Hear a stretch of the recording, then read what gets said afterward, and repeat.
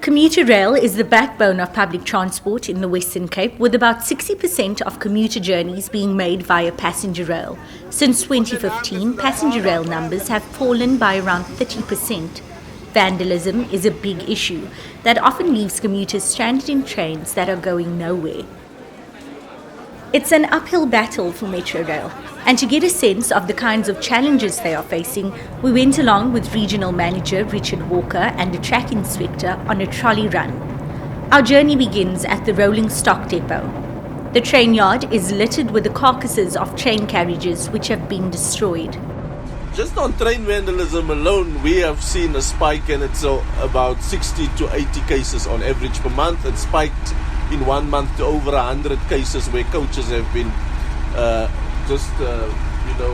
damaged and the wires, cables have been stolen.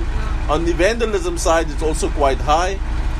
We have incidents of vandalism on a daily basis. So I also see people criticize and say, yeah, come up with a different excuse.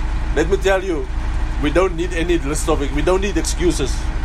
We've got the real problems here that we face every day.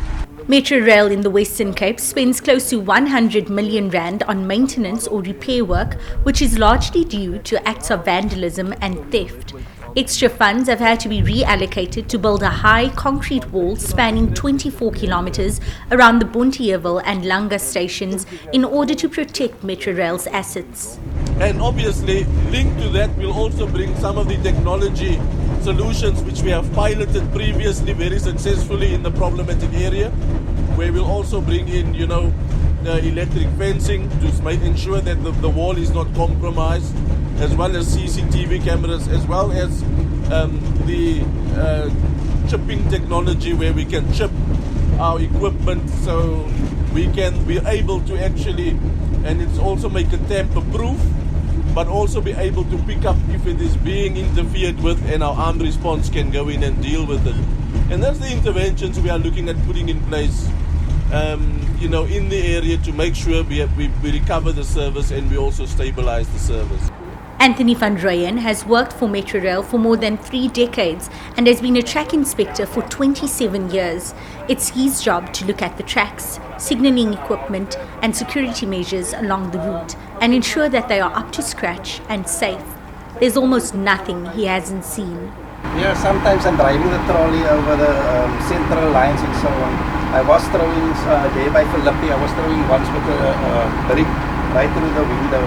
But unfortunately, nothing happened. So we're just going forward and so on with the trolleys. Walker's under no illusion that there's some magic bullet that will fix the problems, and he's hoping that communities that use the rail system and live around it will be partners in solving the problem. I think the elephant in the room remains. We can continue to do what we are doing. We can bring new trains here, but we can't miss the issue of the socio-economic impact as well as rampant crime in the areas that we communicate. And we've got a joint responsibility to ensure that we create a conducive environment in this city. All agencies need to come together so that Metrorail can do what we are supposed to do. Operate trains, not be an army, not fight gangsters. And that is what needs to happen.